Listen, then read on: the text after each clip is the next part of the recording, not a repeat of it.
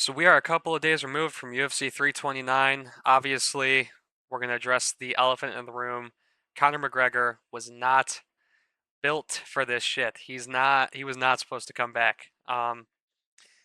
Conor tore his ACL in the opening strike he threw. He threw a jumping roundhouse kick and immediately ripped his knee apart. So that's all I'm going to be talking about for that fight. We're not going to address it at all. I'm not going to talk about what I think about it. Honestly, I'm doing my best just not to think about the fight at all.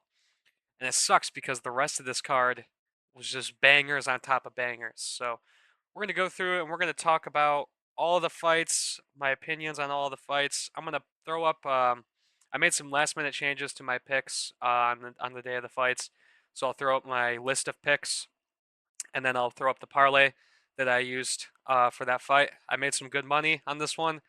And then, yeah, we'll just talk about each of the fights and what I think about them. My picks for next week, for this upcoming fight in Oklahoma City, that'll probably be out maybe tomorrow. So yeah, the opener of Alessandro Costa versus Cody Durden. So this is what I meant when I said that Cody Durden is like an interesting, kind of like irritating fighter to watch because he could win, and he just doesn't, you know?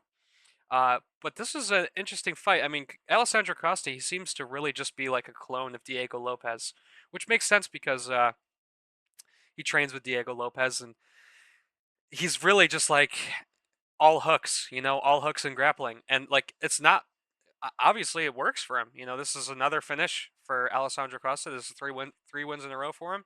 And he's looking good. And I will say that Cody Durden has been looking a lot better recently. I think ever since he started training with Kyoji Horiguchi, like now that he has a training partner that's like his weight, um, he's been really improving and looking a lot better. I'm not even like mad at this performance from Cody Durden. He looked pretty good out there.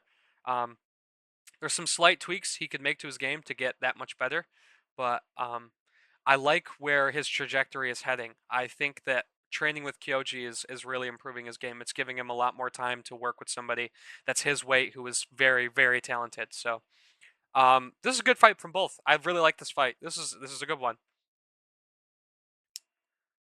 On to the next one, we have Ryan Gandra versus Zachary Reese. So I know in my video that I posted, I picked Zachary Reese, but as you'll see in my picks list, I did change that pick to Ryan Gandra round 1 KO, and that's because after realizing that I didn't watch either of these guys' fights, the only fight I'd seen from Zachary Reese was the Michel Pereira fight.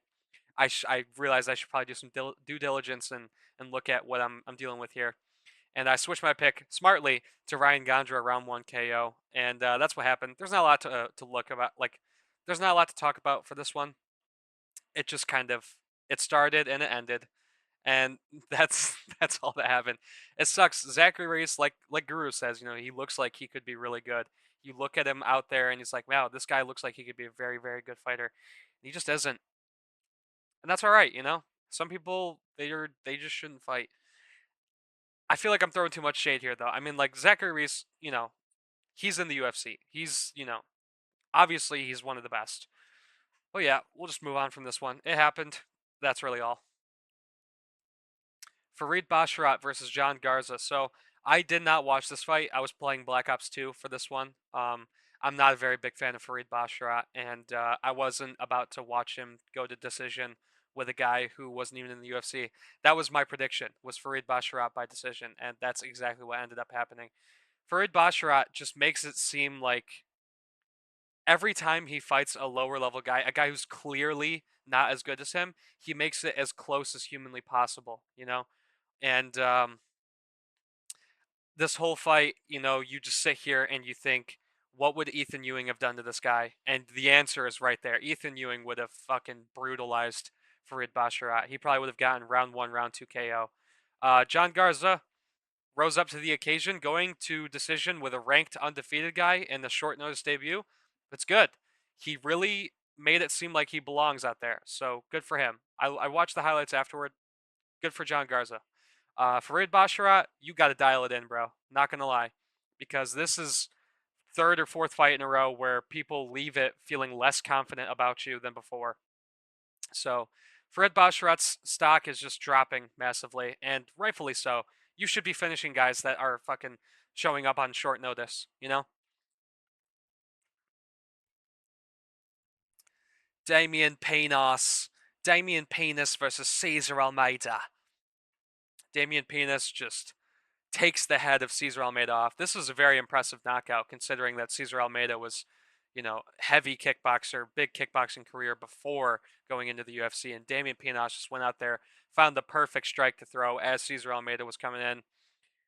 Or no, it was off of a leg kick. Cesar Almeida does a step up leg kick or no, it wasn't step up. It was a rear from the rear. So, the moment that foot comes up off the ground, you are stuck there until both of your feet land back on the ground. And Damian Pinos made that read, just unloaded it wasn't even like a very clean two, it was a very short two that Damian Pinos threw and just hit perfectly on Cesar Almeida.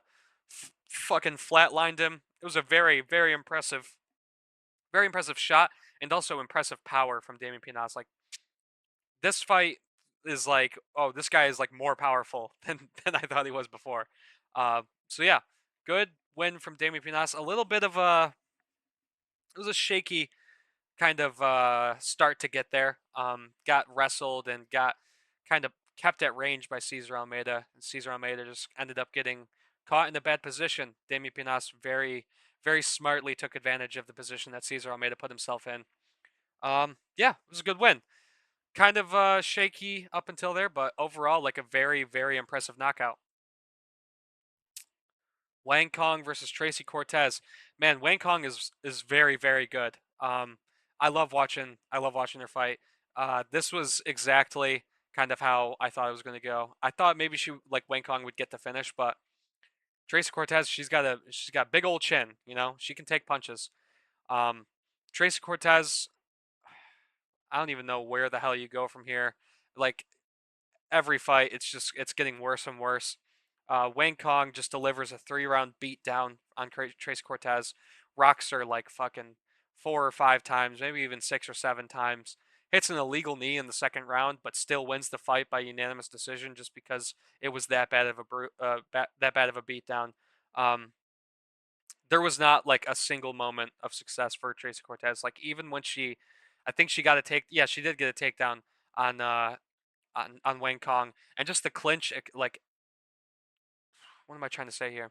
Even the moments in the clinch where Tracy Cortez was, pushing Wang Kong up against the fence, Wang Kong would immediately reverse the clinch situation and start, being the aggressor. And like the takedown that Tracy Cortez got on Wang Kong popped right back up. Like, these are very solid improvements from Wang Kong. And considering the fact that she's fighting up the ranks and making these improvements and showing that she's getting better, it's very good. It's promising, very promising future for Wang Kong. I think she's going to be really great in the top 5 of women's flyweight. Not that I really give a shit though. Wang Kong, great win. I love watching Wang Kong fight. It sucks that she fights at women's flyweight because I don't care. I really don't care about women's flyweight. Or really, I'm gonna stop myself there. Actually, I'm gonna stop myself right there. Fucking Luke Riley, lads. Round 1 KO over Kai Kamaka. I think people were maybe a bit irritated with the stoppage. But then again, I'm not sure if people were really all that irritated. I wasn't. For a moment, I was like, oh, maybe he shouldn't have stopped it. But then upon rewatch, I saw Kai Kamaka. He was really out on the feet. Kai Kamaka, very smart game plan going in with the leg kicks. It's he was like planting those leg kicks, and Luke Riley's leg was like nice and red, and it was starting to turn a shade of purple. Very good from Kai Kamaka. The leg kicks were landing beautifully, and Luke Riley mixing in the body shots with the jab. He's so quick, man. His speed is just unbelievable.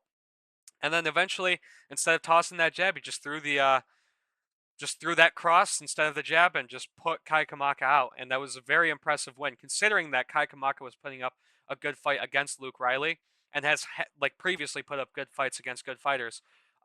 Luke Riley with a very impressive win on one of the biggest cards of the year. His stock is skyrocketing. This is a very solid performance from Luke Riley, and I can't wait to see what he gets next. Yeah, great fight. Cody Garbrandt versus Adrian Yanez. Just as I said, there was a moment where Cody Garbrandt was putting the mustard on Adrian Yanez for about 10 seconds, and then that was all Cody wrote. That was all he could do for the entirety of the fight, was have one flurry of success, and that's it. And then Adrian Yanez just takes over from there, puts away Cody Garbrandt in the first round. Not much else to be said about this fight. Um, Adrian Yanez, is he good or is Cody washed? That's kind of the question leaving this fight. It was a solid performance from Adrian Yanez, and I would say that Adrian Yanez is good because of the beatdown that he put on Ricky Simone, but this fight doesn't really do it for me. It doesn't make me think that Yanez is that much better than he was before. Um, Good knockout. Not really a crazy fight, but good knockout. Gable Steveson versus Elisha Ellison. This is not the first time that Gable Steveson has taken advantage of an unconscious person. I know that joke is fucking dead already, but yeah, this is a weird fight for me because it's like there's a couple of good things that Gable showed in this debut, and then there's a couple of really bad things, and you're just like, ugh, I don't know about Gable. So let's go through the good things first. Gable gets a war in his debut and shows that he's ready to fight and ready to keep fighting. Good. I like that. The front kicks that he was using, very good. The front kicks to the body, I like that a lot from Gable Steveson. Now, Gable Steveson is very hittable. We saw this. Elisha Ellison even stumbled him at some moments. Gable does not seem to be a very big fan of getting hit. And on top of that, being as big of a favorite, a minus 1600, and you're letting Elisha get that many moments of success against you, it's just like. And he failed the only takedown that ugh. Like, I like the performance from Gable. I think it's good that he was ready for a slugfest, as short as it was. But I'm not. I think he gets eaten up. I think he's not ready yet. So give him some time to really. I already said that I don't like Gable. I would love to see him get knocked out, obviously. But if you want to create a good prospect and a good contender out of Gable, you got to be smart about the pathway he's taking into the top 10.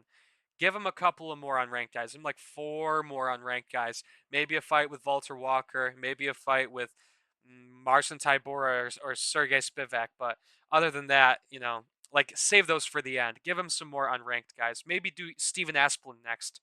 That would be good. Other than that, like he's not ready yet. You got to give him more time. But overall, it was a good fight. It was a very enjoyable watch. So I'll give that to Gable. It was a good debut, undeniable. Got to take some time with getting this guy up there. So that's all I got to say. Mate, Bobby fucking Knuckles. Round 3 KO, mate. No fucking way. Robert Whittaker with a fucking all-time performance against Nikita Krylov. I mean, I'm not going to talk about the commentary because I feel like I'm going to waste a lot of time talking about the commentary. At the end of the day, it's not a big fucking deal. Okay? We know Joe Rogan's retarded. We know Daniel Cormier's retarded. Obviously, some fucking bullshit was going to happen. So let's just talk about Robert Whittaker's performance because that's what matters to me. I'm a true Bobby Knuckles enjoyer. Fuck the commentary. This was a great performance.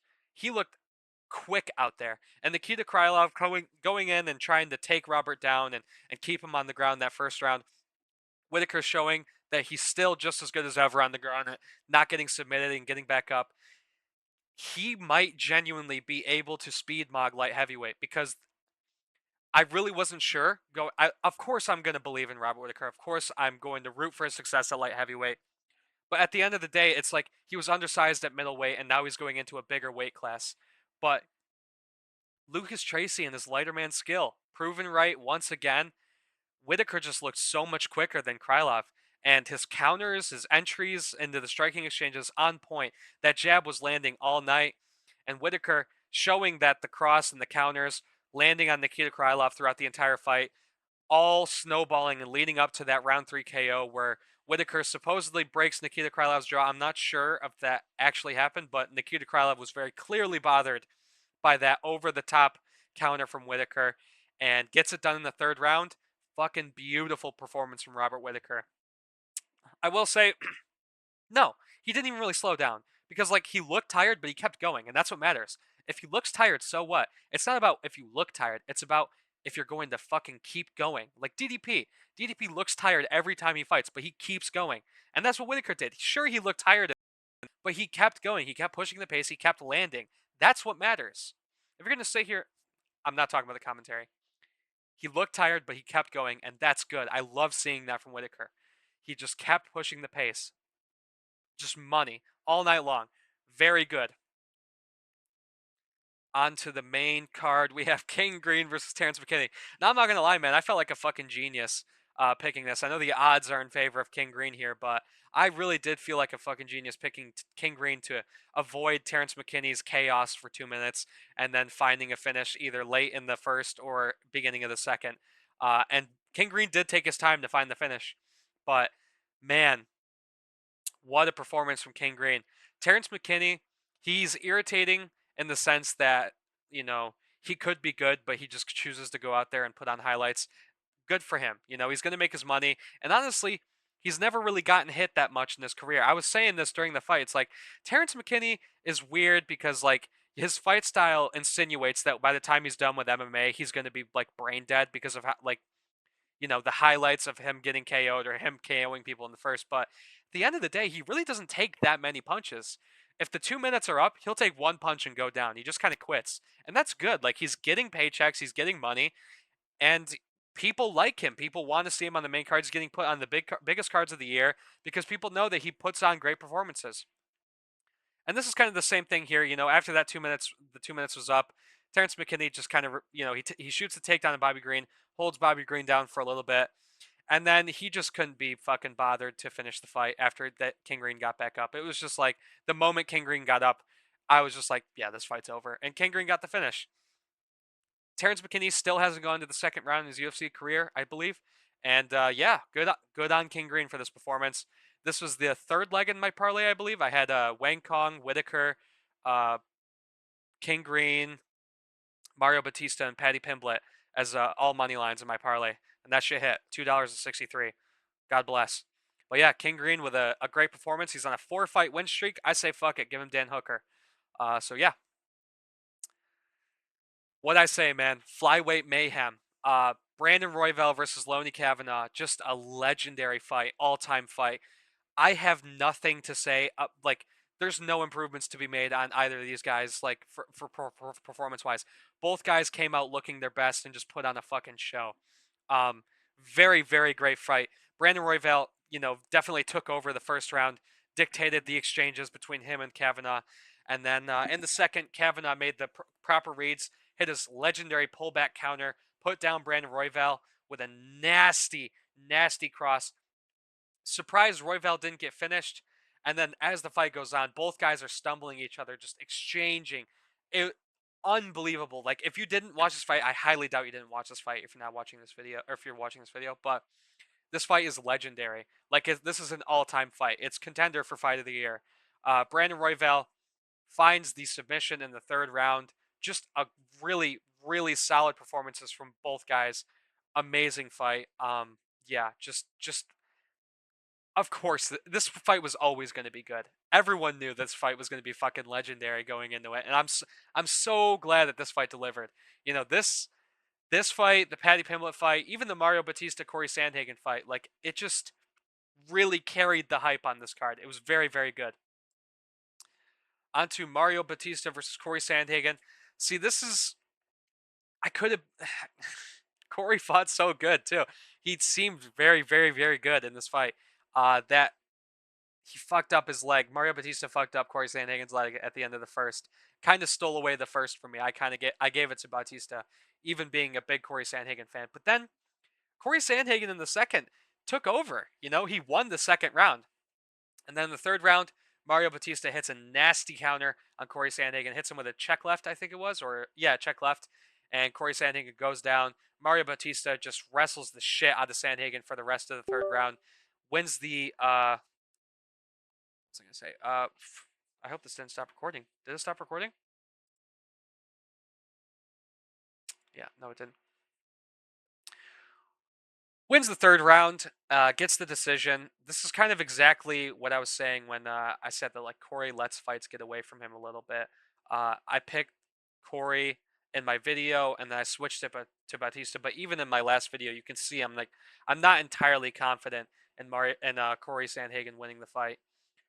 Batista shows that he is not going to let decisions get away from him. He's going to keep pushing until the fight is over, and that's good stuff to see from Batista, especially knowing that he's going to be going up against the killers of bantamweight now.